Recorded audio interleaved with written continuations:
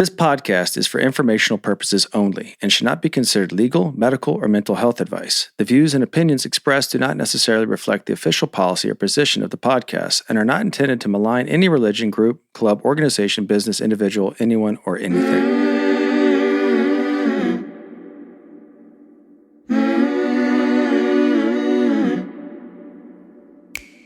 I'm Sarah Edmondson. And I'm Anthony, air quotes nippy, Ames. And this is A Little Bit Culty, a podcast about what happens when things that seem like a great thing at first go bad. Every week, we chat with survivors, experts, and whistleblowers for real cult stories told directly by the people who lived through them. Because we want you to learn a few things we've had to learn the hard way. Like, if you think you're too smart to get sucked into something culty, you're already prime recruitment material. You might even already be in a cult. Oops. You better keep listening to find out. Welcome to Season 6 of A Little Bit Culty.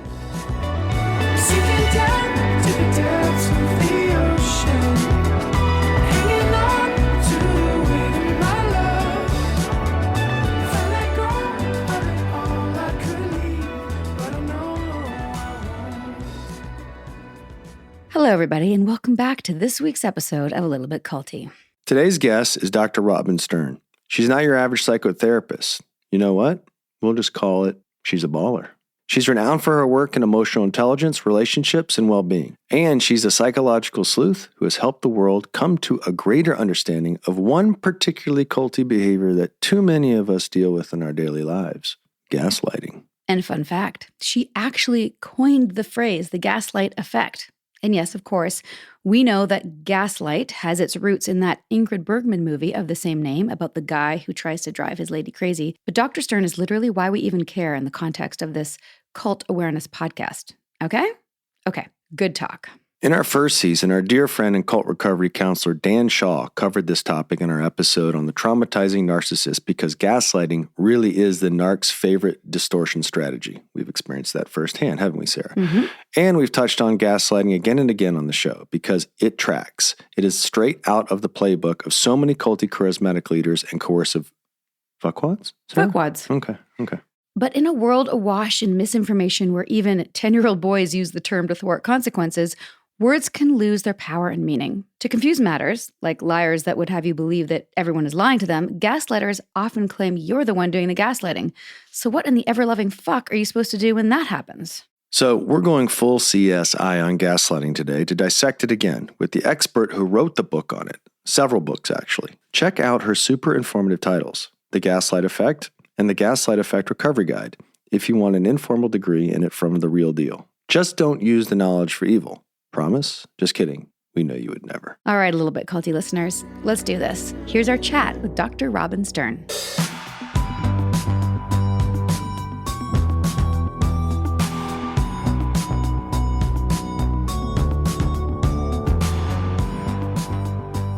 Welcome, Robin Stern, to A Little Bit Culty. Thank you very much, Sarah and Nippy. I am really honored to be here. I'm so looking forward. Awesome. Us too. And I feel like it's long overdue. Thank you so much for sending us your book. Well, thank you. Thank you for your kindness and for the invitation. And I'm glad that you like it. And I'm trying to remember, was it somebody who connected us originally, or how did we find each other? It's been a while, so I don't remember. I don't remember, but I remember being very excited about it when it happened. Said, these are the people I really need to speak to. Yes. I couldn't agree more. And I know you've done a lot of press and done a lot of podcasts to get your message out there, but I just think it's so wild that this term, gaslight, has become so much part of the zeitgeist. And you're the one who coined the phrase, the gaslight effect. That's amazing. Can't have a cult without gaslighting, right? I totally agree. And what is amazing is how popular and how stunningly sad it is that it is so popular right now. When I first wrote my book in 2007, it was about romantic relationships, and I focused there, stayed in that lane. And I know you've had one, but that's not what we're here to talk about, or at least not to focus on, or are in one, I should say. Right? Your marriage after all these years, but certainly starting as a romance within a cult is quite unusual. But I was definitely in that lane, and it wasn't until basically the run up to the election between 2016 and 2018, where everyone was saying, well, is Donald Trump a gaslighter? So he was my best marketing for the term gaslight effect. And my book was reprinted.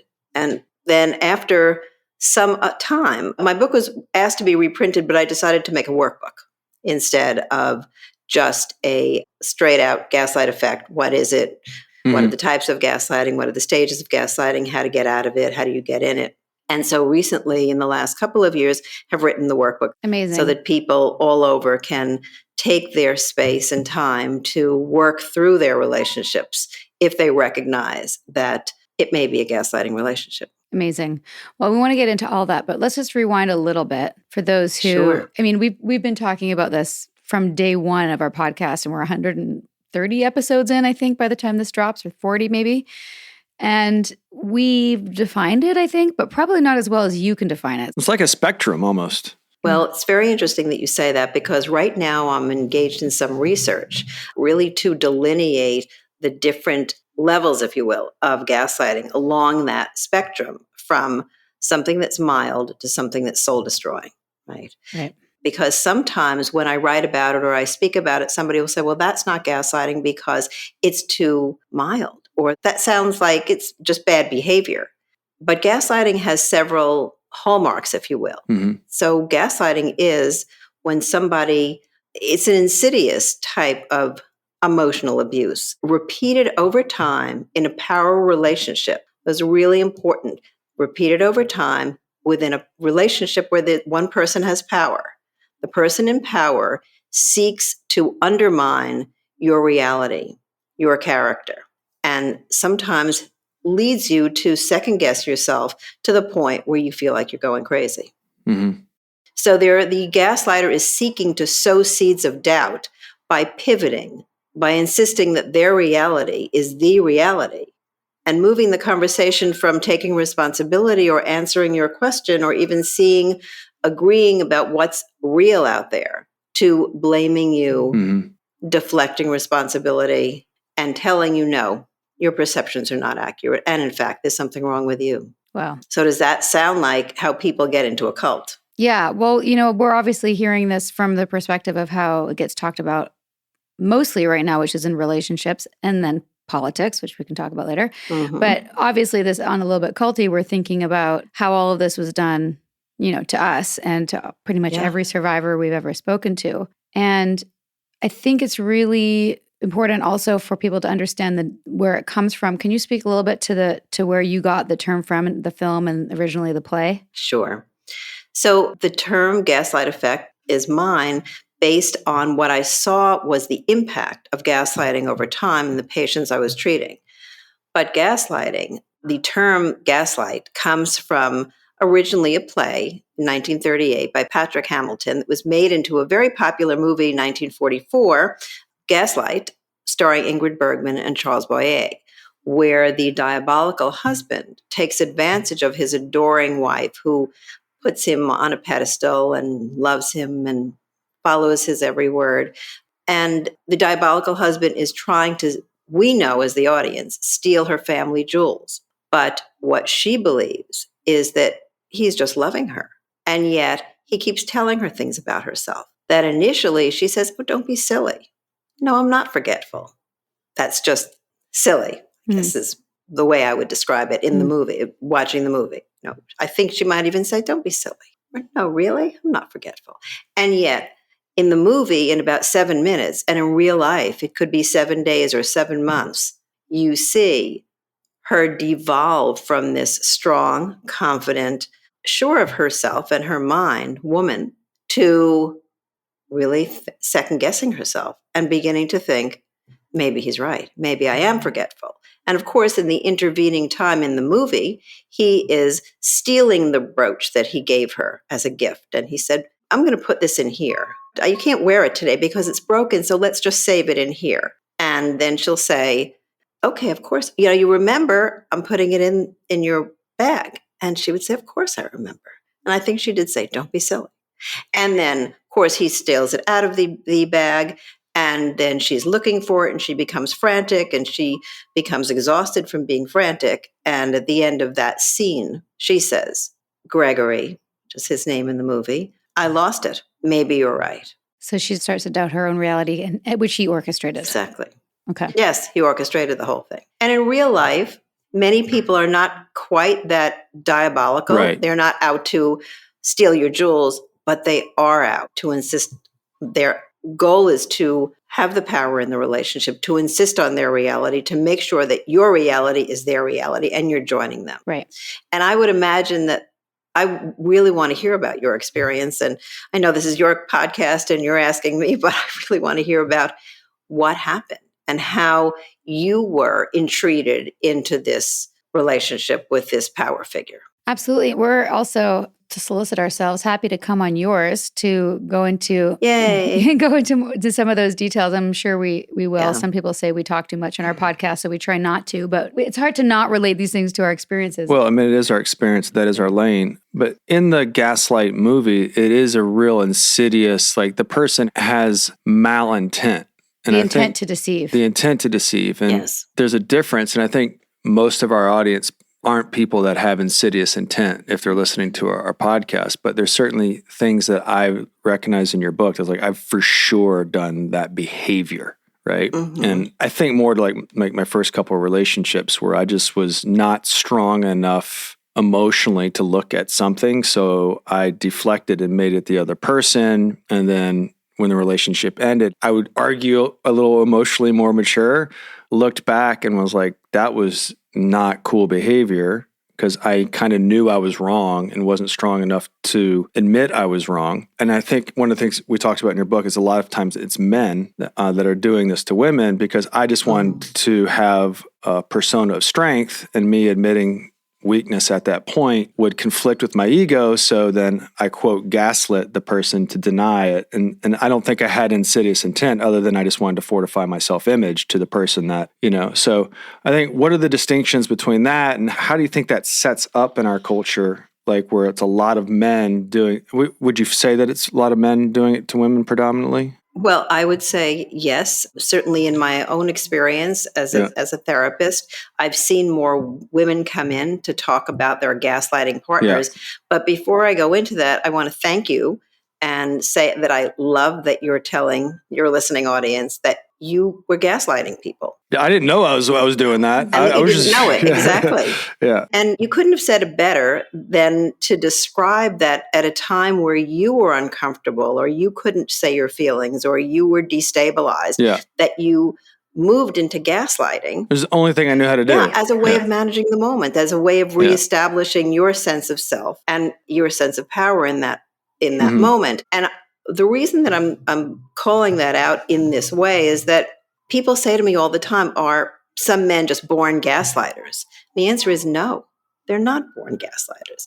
It's a socially learned behavior strategy. And either you saw somebody doing it, you were a target of someone doing it or a victim of someone doing it to you, or you just happen into it because at the moment you can't take responsibility. You don't want to admit something. You feel like you're on the spot, and it's much easier to say, what's the matter with you? You're so paranoid. Mm-hmm. Or like, what's wrong with you? You're so sensitive. And then, of course, your gaslightee partner walks away forgetting about what she just asked you about or accused you of or worried about and is now thinking, oh my God, I'm so sensitive. Mm-hmm. Sensitive and needy. That's me. And needy. You're so needy. What's your problem? And that's the truth, is that I am needy. Good for you. And we've just come out of a call also where like we're not supposed to have needs. So expressing them has been very difficult. Both of us expressing needs to each other has been very difficult. Well, it was difficult before I was in a cult. The times where I've recognized, I think I was gaslighting. I guess my primitive term was I was being a little bit of a dick.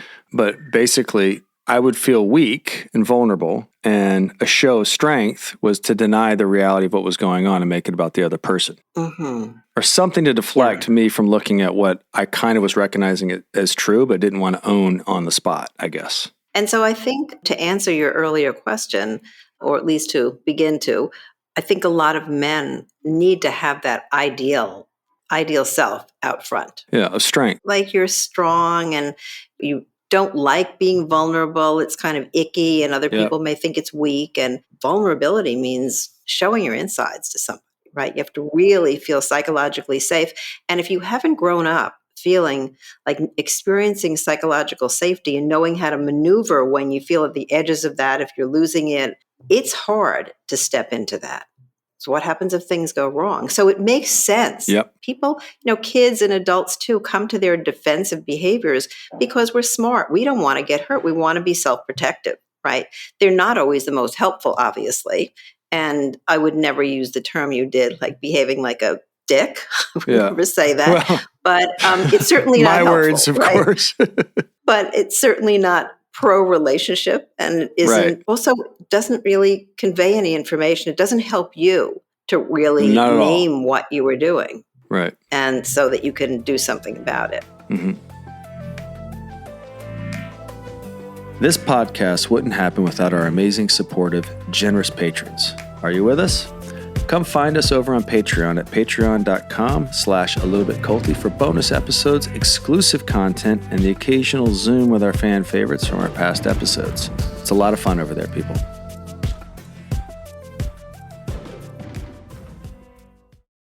The Frankies were a picture-perfect influencer family, but everything wasn't as it seemed. I just had a 12-year-old boy show up here asking for help. He's emaciated. He's got tape around his legs. Ruby Frankie is his mom's name. Infamous is covering Ruby Frankie, the world of Mormonism, and a secret therapy group that ruined lives. Listen to Infamous wherever you get your podcasts. Meals bring people together, but for many families, providing their next meal can be a challenge. You can help by participating in Macy's annual Feeding the Hungry food drive. All proceeds go toward local food banks and families. Now through January 31st, you can purchase an icon in-store or online, or watch out for the blue Feeding the Hungry shelf tags, where a portion of your purchase will be donated to local pantries. Together, we can combat hunger in our local communities at Macy's. You've heard from our sponsors. Now let's get back to A Little Bit Culty, shall we? So back to you for a sec here, Robin. Or do we call you Dr. Stern? What do you prefer? Definitely Robin. Okay, just making sure. Okay, so you wrote this book, you coined this phrase, it gets popularity. We've talked about it a lot on A Little Bit Culty, and we repeat it all the time. Lots of intelligent people, strong people fall prey to gaslighting, even those who think they're immune to it, like cults. Is there particular things that might make people more vulnerable or being susceptible to gaslighting in terms of personality types? So not in terms of personality types, no. I mean, anyone in any personality type, with any personality type, can be vulnerable to gaslighting. But if you have a hard time, if your partner doesn't agree with you, or if you have a hard time walking away from a conversation unless your partner agrees with you, if you like to please, if you are sensitive, and you have been socialized or brought up to believe that it's important to step into somebody else's shoes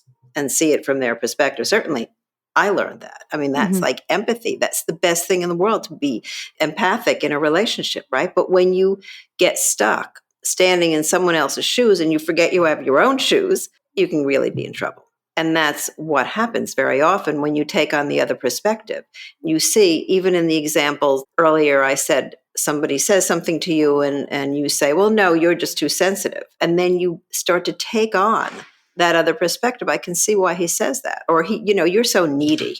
Oh my God, you're so needy. And you're thinking, I am needy. And so you're seeing it now from his perspective that needy is not a good thing. Maybe needy is a great thing. Maybe needy means I know what's going to make me feel whole, what's going to keep me connected to you, what's going to help me trust you. And if I'm needy and you can address that, you can give me some of what I need, then I can give you some of what you need too. You can be needy too. It has such a bad reputation when you say it in the way you said it. Right, because it's a criticism of the person's character. Yeah, there's something wrong with you. Well, yeah, they turn needy into a bad thing. Yeah. Yeah. So I think that it's hard because we as women are socialized to be nice, be kind. And importantly, one of the ways that people become vulnerable is learning to accommodate. So accommodating is a good thing, right? Your parents want to go somewhere, you don't feel like going, you accommodate. You're a kid. Your parents have a strong opinion, you may differ, but you don't want to upset the dinner table. That was in my house. So I accommodated. And suddenly then in a relationship, accommodating doesn't raise red flags. It feels normal. You're It's compromising a little normalized. bit. Yeah. But when you are accommodating to the point where too much of yourself is being lost, then you're in trouble. Mm-hmm. And we call that pathological accommodation. Mhm. It's a heavy-handed term, but it really means giving up yourself and giving over to someone else. So if you're vulnerable to doing that because it seems like that's the way to get people to like you, that's the way you keep relationships. Right. And Yeah, I would Nexium, imagine there's a downside to you changing the dynamic of how the relationship was formed. as somebody who is Yes. an accommodator, and specifically in Nexium, they called it like me disease. Except Yes. when you're accommodating to them. Well, that's the thing is I did accommodate. There's a lot of things that were inconsistent, like tenants. Like our whole goal here is to teach you to not be dependent on anything except be dependent on them, and to evolve my like me patterns. But everything I did was to please, not everything, but a large part was to please the leadership. And one of the things that you said, the term urge to merge, Mm-hmm. I was like, oh, that's totally it. And even when Nippy and I argue and we're not on the same page, I can't walk away. I can't go to bed angry because I want to heal the rupture or whatever. Like I want to have the urge to merge. Is that part of that pattern as well? Well, it's a term that I use just because in psychoanalytic growing up theory, the term merging has a particular meaning that is different than what I meant. So it's really more about merging personalities. This is not about that. This is more about you feel like you can't stand it unless you're joined with your person. You can't stand it if they have like a bad view of you. People, one of the places that it's the hardest to walk away, or one of the times it's hardest to walk away in a gaslighting dynamic, is when somebody's saying you're so needy and you're defending yourself. Well, I am because, or I know I'm not because, or oh my God, you're going to ask me that again? You're so paranoid. I'm not paranoid, but you said this. And walking away when you know that Nippy or someone else knows that their partner is thinking badly of them, Right. or doesn't really agree with what they're saying about themselves, is very hard. It's like ripping yourself apart, right? And people have a very tough time doing it. Years can take years for someone to say, that's the way you see it. I see it differently. Just that simple. Can't do it because you can't stand it, right? And so if you've lived it, you know what I'm talking about. The urge to merge is really to be aligned, to like be those two people holding hands, looking at the world together and, having one vision. Except the one vision is usually his vision. Mm-hmm. Right. It does still seem related in my mind as that's part of the like me, because if you like me, then we're merged. So it's sort of, it's connected, but I can see how it could also be separate for depending on the person's issues. Yeah, it's more like I want you to like me. I need you to like me, right? Yeah. And if you like me, then we're connected in that. Yeah. I joined you, you joined me way. But sometimes it's about actually joining their opinion in order for them to like you. So if the like me is, he's going to like you. If you agree that you're needy, you know what, honey, I'm needy. That may not even be enough, because it has to be, you know what, honey, I'm needy and that's a bad thing. Because that's the way he said it to you, perhaps. Right? So there's an obedience to his narrative. Exactly right. That he's demanding. A succumbing. Yeah. I'm popping in and out of, in my mind, relationship examples and then cult examples. And I'm imagining that for most of the time when we join the cult, there is the initial merging. There is the, oh, we're so aligned. There's the love bombing. There's everything so peachy and roses. And then... What is the love bombing, if you don't mind my asking? What is the love bombing from your cult leader? Just making like the leadership, at least I'll speak for myself, making me feel special, saying that I was, so perfect for this kind of a role. I'm the perfect candidate. I'm really good at blah, blah, blah, blah. I'm so blah, blah, blah. Like just made you special. It made me feel Lifting special. you. Yeah. Lifting you, you're special. Bringing me into the fold, like kind of bringing me right. Like I went from being a student to being, I wasn't really part of the inner circle, but like hanging out with the upper ranks right away, a lot of gold stars.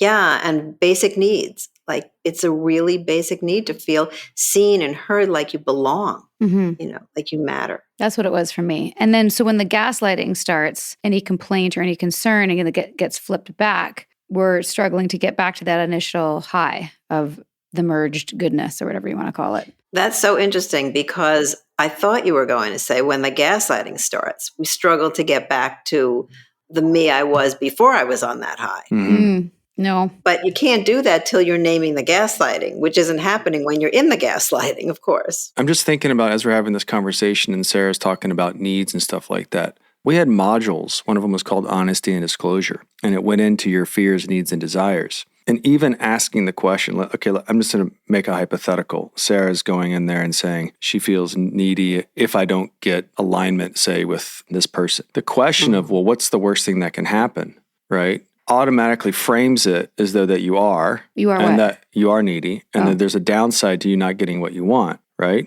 So it frames it in a way of like, It's okay, my issue. It's your issue. Now we're talking about your issue, and we're not addressing the fact that someone called you needy. And that's lost in the weeds of all this psychobabble about like Sarah's needs for really what might be legitimate and most likely is legitimate. So it takes legitimate human dynamics, concerns, and minimizes them and makes them your issues. So now you're walking around minimizing things that are probably very dear to you, your dreams, your goals, your needs, your desires, and you've made them bad and you've put them in a framework of this is bad, but that's who you are. So in a lot of ways, who you are becomes bad and who you are is an issue. Who you are is an issue. And the other thing that's lost in there is that if you are saying to somebody, if somebody accuses you of being needy and then you say, I am needy, then you're being vulnerable, like taking a step into intimacy. Right, trying to have that bond with the person, but it doesn't work out.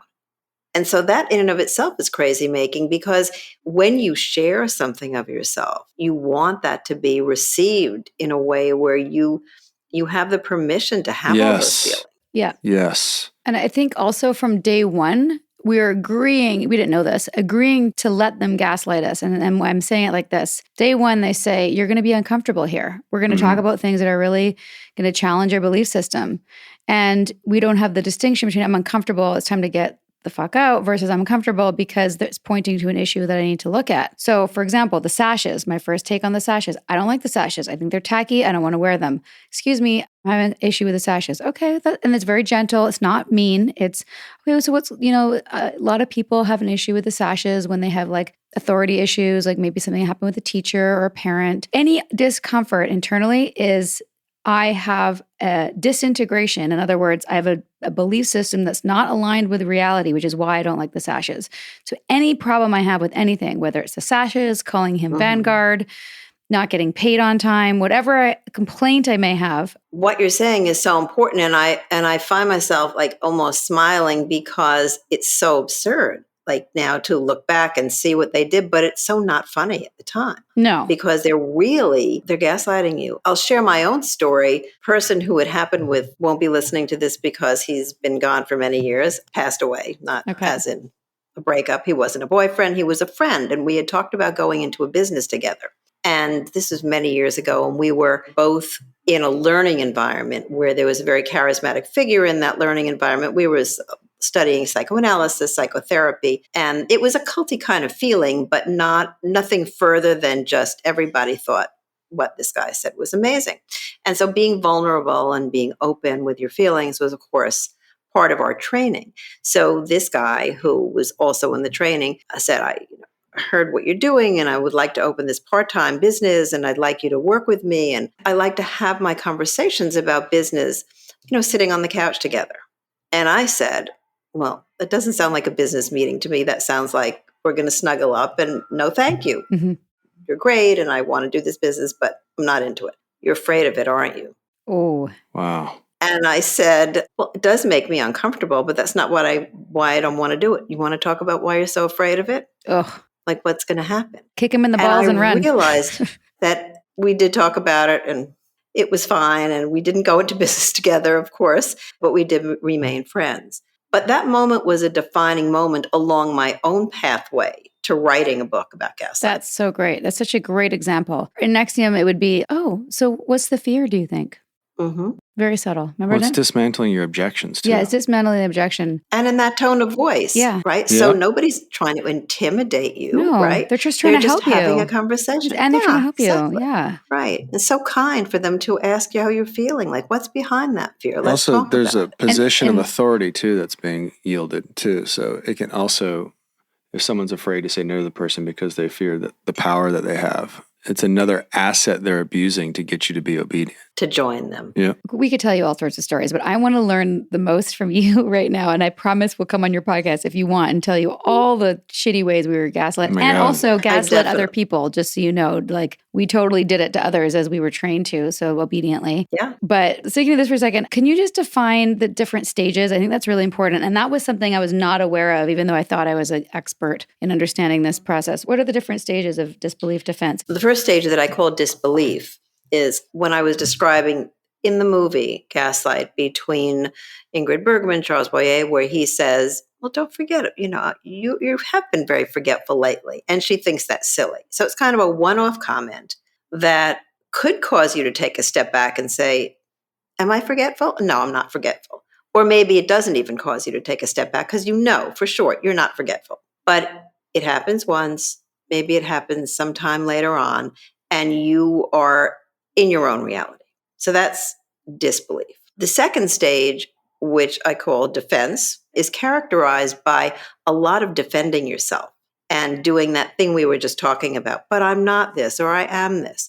And somebody says something to you and you feel yourself defensive, like you're so paranoid. You say to Nippy, where have you been? Like, I've been trying to reach you. And he never answers the question, but he says, you're so paranoid. What's your problem? And I'm not paranoid. I just want to get in touch with you. There you go again. Now you're keeping on it. Why are you what's your problem? What's hard about that is that it's very sticky. Most of the people that I see in my practice are in that stage. So it moves from stage 1 to stage 2 really with frequency. So stage 1 is this little one-off, and then it's not a one-off. And then the person is saying it constantly to you. Like my patients who were walking down the street together in her neighborhood. I tell the story a lot because it's so amazing in its impact on someone's behavior.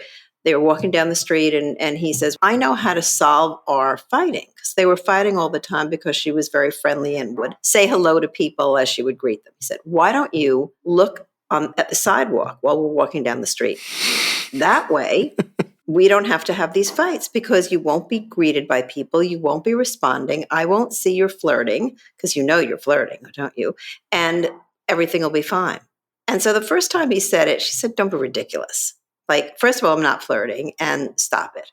And then the next time he said it, she said, I'm not flirting. They got into back and forth. And then the next time she said it, she thought, well, maybe he's right. Maybe I am flirting and maybe I should look down at the sidewalk while I'm walking down the street. And she came to my office sometime later when he upped the ante or upped the ask. And he said to her, and when we get into the restaurant, I want you to always take the seat that faces the wall because that way we have each other's undivided attention and you won't be distracted by having to flirt with, remember you flirt with the people who approach you. And she said, he's right because Dr. Sturm, we aren't fighting anymore. So actually he's right. We were doing this thing and now we're not fighting. And so he's right. But something doesn't feel right about it, she would say to me, right? Mm. But she was really locked into that defending herself. I'm not flirting. Let me try to find a solution for this. And really at the same time, beginning to think maybe he's right. Because after all, his solutions are working. So that's how she went from beginning of stage 2 to the end of stage 2. And it's obviously, we're human beings. It's not that clearly defined, but it is a gradation, a continuum, if you will. And then stage 3, which is much more serious, where really having trouble making decisions on your own, where you aren't really allowed to, nor do you let yourself, nor do you come to feeling joy on your own.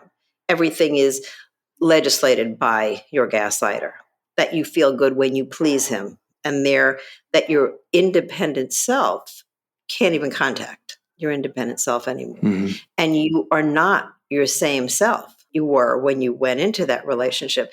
And when I think about, as I'm talking and I'm thinking about cults, thinking that's what happens, Right. That you lose yourself over to this greater good, supposedly. I think that also happened to an extreme level with the people who were in this inner circle who really gave themselves over to Keith and were, his spiritual wife as well. And I think ultimately it's what saved Nippy and I, is that we always had our foot outside the cult, outside in reality, and didn't fully move there or give up everything to be a part of that. So we had a little bit of like joy and reality. You know what I mean? I was telling her before, it's like when you're in it, you don't have context with any other lifestyle outside. We would leave it and go out and be like, this is way more appealing than anything in Albany, New York. All right. So we just weren't in it in the same way. Right. It felt like more of a corporate atmosphere that gaslit you into obedience. And we've talked to women who were with him who've said they didn't realize how depressed and lost and upset they were. We did.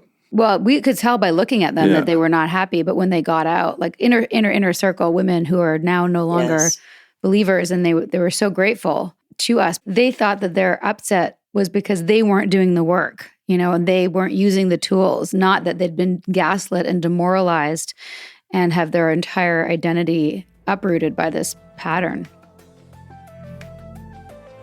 For more background on what brought us here, check out my page-turning memoir. It's called Scarred, the true story of how I escaped NXIVM, the cult that bound my life. It's available on Amazon, Audible, and at most bookstores. And if you want to see that story in streaming form, you can watch both seasons of The Vow on HBO. Meals bring people together, but for many families, providing their next meal can be a challenge. You can help by participating in Macy's annual Feeding the Hungry food drive. All proceeds go toward local food banks and families. Now through January 31st, you can purchase an icon in-store or online, or watch out for the blue Feeding the Hungry shelf tags, where a portion of your purchase will be donated to local pantries. Together, we can combat hunger in our local communities at Macy's. Break time's over, people. Let's get back to this episode of A Little Bit Culty. It's a good one.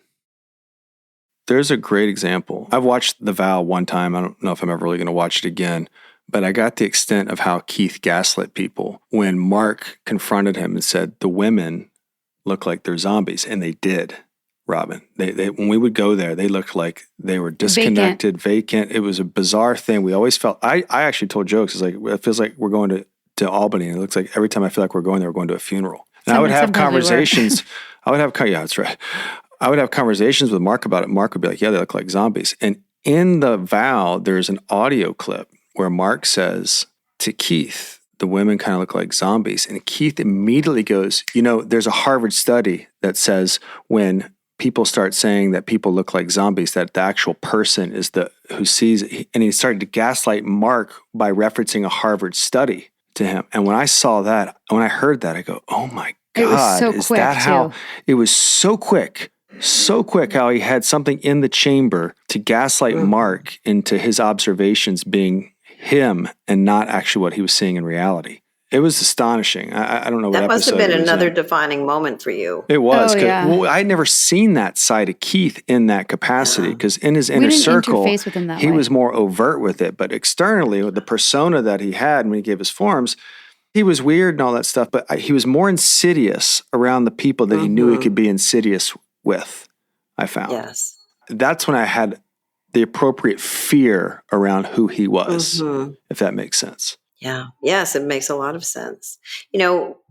When people would come into my office years ago and they would have black and blue marks, or they would talk about how their partners curse and scream at them, it was easy for them to say he did it.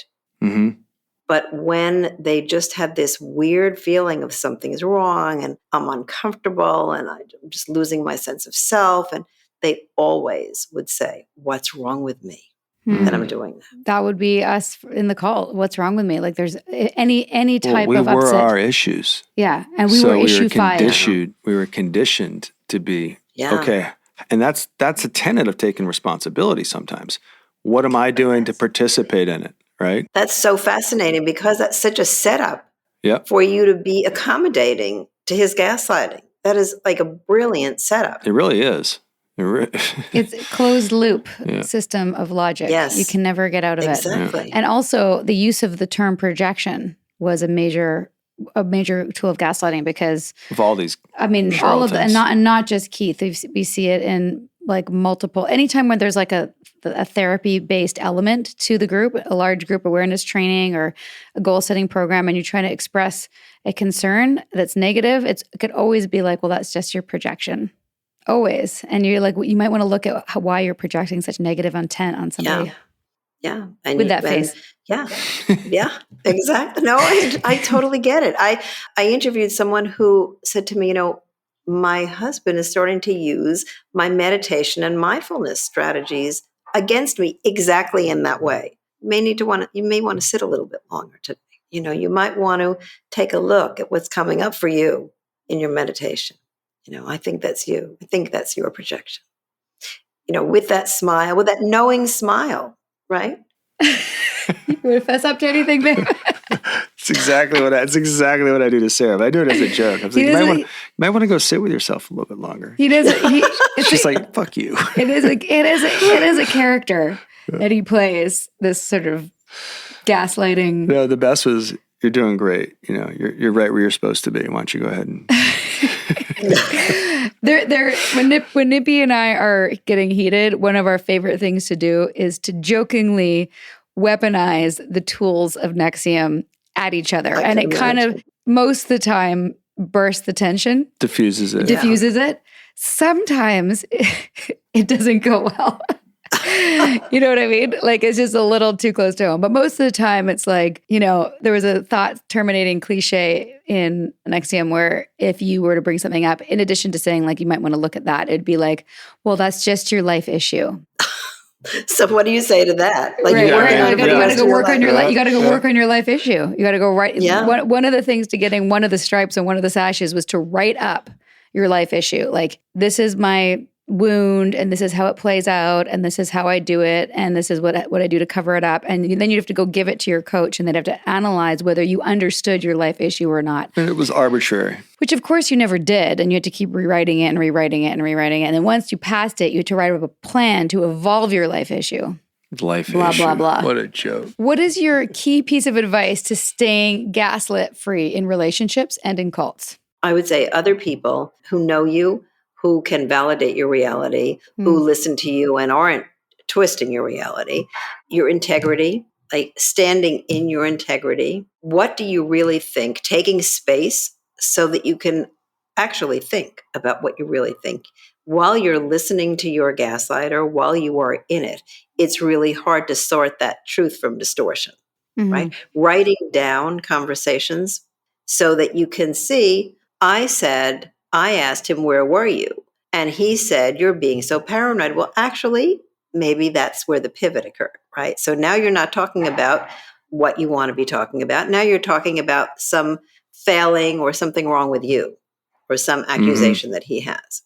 So I think that's really important to write things down, to keep track of things, to notice what you're feeling. I mean, all my work at the Yale Center for Emotional Intelligence is about recognizing your feelings, understanding where they're coming from, labeling your feelings. And once you can name it, you can tame it. So there are two things. One, feelings are more important than right or wrong. If you are feeling accused and attacked and undermined in a conversation, it's not okay. It doesn't matter who's right or wrong. And usually it doesn't for that moment. You take a step away, get out of the power struggle, and then figure it out another time. And that's something you can say, right? Like, I love this part of your book. It's so practical.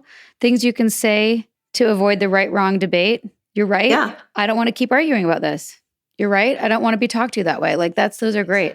Thank you. I like to try to be as helpful as possible and as practical as possible on the ground. So I would say another way to keep your life gaslight free is to pay attention to what you're feeling and also to equip yourself with sentence stems like that. You're right. And yet I don't want to continue this conversation. We're going to have to agree to disagree. Just not liking the way I feel. I'm going to have a cup of tea now. Maybe we can talk about this later. This conversation is getting very heated. Let's come back to it at another time. We talked about this thing that you do. Here it is again.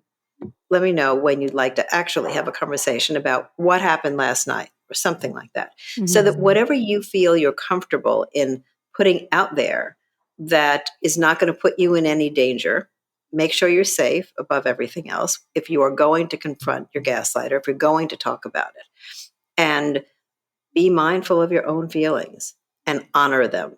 So it's not just notice them. I feel like crap. It's honor. I feel like crap every time I talk to this guy. Like every time I talk to him, I'm thinking something wrong with me. Well, that's not okay. Maybe it's gaslighting. And if you think that the way you're being treated is not okay, you're right. It's not okay. If you have to wonder, is the way he's treating me okay? Or is it not okay? It's not okay. And that is something I think that's really important for, especially for so many of our listeners who are cult survivors, is that they give over their power to the leadership or to the leader. And so when they do terrible things, they think, well, they must be doing it for a reason because they know so much or they have a direct line to God or whatever. So they may feel this is not okay. There's a lot of things I felt that weren't okay, but I also was like, but they know better. So I call that the explanation trap. Okay. So when someone mistreats you, rather than thinking, I don't like to be mistreated, you're thinking, well, maybe their mother didn't treat them very well, or maybe they didn't really learn how to treat women. So I'm just going to let this go because how could I expect somebody who was brought up in that way to treat women well when they don't know the difference? And so the explanation trap is very close to the empathy trap, I was going to which say, is sounds getting related. stuck in somebody else's shoes. But it's having this whole elaborate explanation. I went out with this guy and he didn't call me for 3 weeks. And then he called me. He was so excited he wanted to see me again. And I went out with him and then the same thing happened. And maybe he's an asshole and I don't get it. Well, did you ever stop to think that maybe you don't like going out with people who go out with you and you have a great time and don't call you for 3 weeks? No. Because you're too busy trying to figure him out, right? And have an explanation. Because we like to make meaning out of our experiences. Right. We like to try to understand. So we'll explain it to ourselves in a way that's digestible, that allows us to continue succumbing to his needs and his modus operandi, if you will, and forgetting about what we really like and what we really need in a dating relationship or in a partnership. Now, we've definitely noticed that therapy words like trauma, traumatized, gaslight, narcissist are really prevalent in today's vernacular. Have you noticed this? And what are the consequences to overusing these terms when people don't understand them? So I noticed it. And there is an article that I wrote. It was exactly about this subject. I think that on the one hand, it is good that all these terms are being socialized because it means people are using them more often. Maybe will help with the stigma about mental health that there's always been and continues to be, honestly. But it's not so good in that they're weaponized, misunderstood. It's not trauma if someone is a half hour late for dinner. Right. You might experience it as a very big upset. And if you've been traumatized by somebody not showing up, maybe you have some PTSD from that other trauma, and that's possible. Right. I'm trying to think of an example that is obvious. I'm traumatized that I didn't get the right nail color. Well, no. Maybe that also triggers something from your past life, or maybe you're just very upset and you're using the word because it gets attention. It makes the point. And gaslighting is one of those words now. You're gaslighting me. Great conversation stopper. Great way to not respond and just to throw it back to the person. It's gaslighting, right? Isn't it? Can I say something about that? Because this is something Nippy and I have talked about as a challenge in this new world, with this being a common phrase, and also post-Nexium, especially when we first got out and we recognized that this had been done to us and we'd been doing it to other people. And there came a weird spot where if somebody did say something that wasn't true, I felt like I actually couldn't say anything other than thank you for telling me. Because if I said, I actually don't think that's true, then I felt like I'd be accused of gaslighting again. Do you know what I mean? Yes. So I felt kind of hogtied with that new awareness. And that's kind of like some of the things that we see happening politically and in certain spaces. But, there's a difference between having a disagreement, even if you feel strongly about it, and gaslighting. So I may say, of course, you must get vaccinated. Like, that is really important. And you may say it's really important not to get vaccinated because this is just something that the pharmaceutical industry is pushing on us, or I don't want the side effects of it. And you can have a disagreement. Right. But if I say to you, first of all, if I'm in a position of power and I say to you, you must do this, it's really important, and I keep questioning you, why aren't you doing this? Then it's a slippery slope to gaslighting. Right. Or if I say to you, anytime something comes up, Nippy, that I think is important, you don't want to do it. You notice that about yourself? Something like that, that is gaslighting. So then I'm taking our disagreement and making it something making the process of the disagreement something about your inability to agree with me or something wrong with you.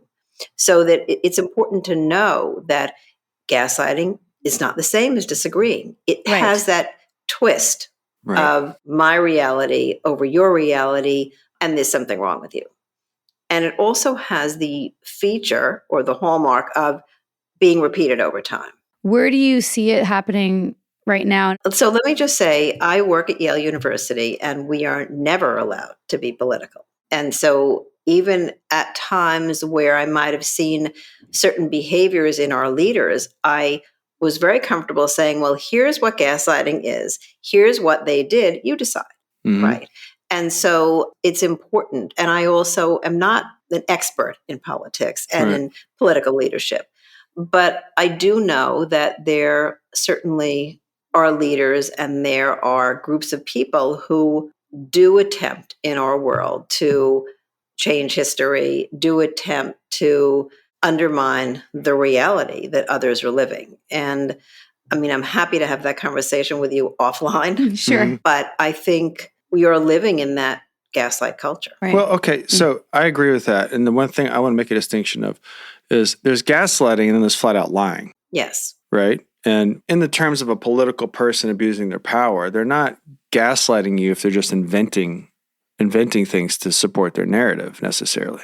Where does the gaslighting come in? Well, the gaslighting comes in if you don't believe them and you challenge them, and then they say, of course it happened. Yeah. Okay. Or of course it didn't happen. Okay. Or even worse, when somebody in power lies to you and you find yourself gaslighting yourself. Yeah. I need to send you a copy of my book, Robin, because I do a lot of that in my memoir. Or I share how I did that a lot in my memoir. I would love to read your book. We'll send it to you, and you can decide if you want us on your pod. I already know I do. Okay, great. I feel like I'd love to have coffee with you. Oh, this yes. is great. I would too. We had so many other questions we didn't get to. So maybe we do sometimes like a live Zoom Q&A with our Patreon audience. So maybe we could dig in. Happy to. And I'll recommend the book and we can get started as a group. And I really feel it's important. It's so tangible, the tools in here, to actually address what's happening in the moment. And I don't remember who we had on our show that gave us the tool set when specifically a narcissist is gaslighting you and coming at your character, instead of defending, saying, your attempts to make me look bad are noted. And just leaving it at that. Well, one thing that I didn't write in my book is sometimes I will say to someone who is trying to gaslight me or suggest, you say, you just can't help yourself, can you? Ooh, that's a good little dig. Can't help yourself, can you? Yeah. Allow me. I like what you say on your Twitter, which is name the behavior, end the pattern, and reclaim who you are. And I think that that's really the message, at least for so many of our listeners who are survivors of cults, coercive control, domestic abuse, all these things that they've gone through. And even for people who haven't, who are just fans of this show and want some new tools for their tool belt, I cannot recommend this book more. I'm going to finish it. I'm going to finish it for when I come on your podcast so that we have more juicy NXIVM gaslighting stories, because pretty much that's all that happened. We were just gaslit for 12 years. Well, and I think it's so important and so generous of you to share with the world what's happened to you. And I really appreciate being here. I'm honored, really. And I love having this back and forth with you. It felt so natural and could finish each other's sentences. That's pretty wonderful. We try not to do that. And we know what it's like, right? Yeah. So that makes for a powerful conversation. And to elevate this topic and just keep talking about it is just a gift to people so that they can name it and understand it and reclaim their reality. So thank you, Sarah. Thank you, Nippy. Thank really you, Robin. appreciate it. Such an honor to have the OG gaslighting effect creator on our show. Who knew? I didn't know. It's amazing. Thank you, Robin, for your time. Thank you so much. Bye. Like what you hear, do you?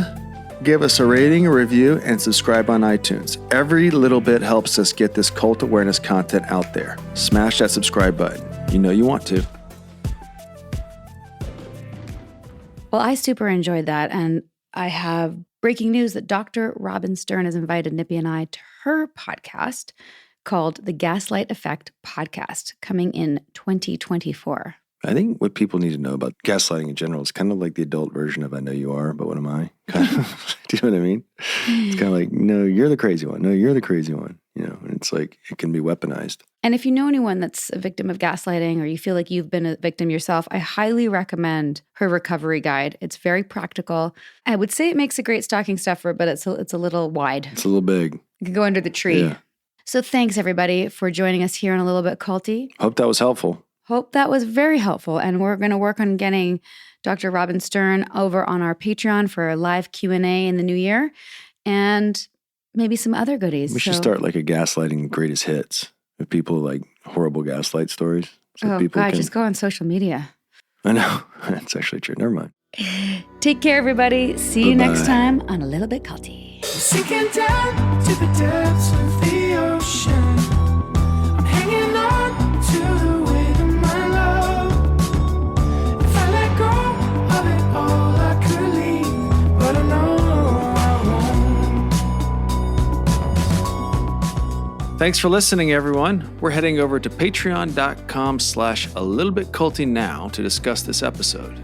In the meantime, dear listener, please remember, this podcast is solely for general informational, educational, and entertainment purposes. It's not intended as a substitute for real medical, legal, or therapeutic advice. For cult recovery resources and to learn more about seeking safely in this culty world, check out alittlebitculty.com/culty resources and don't miss Sarah's TED Talk called How Cult Literate Are You?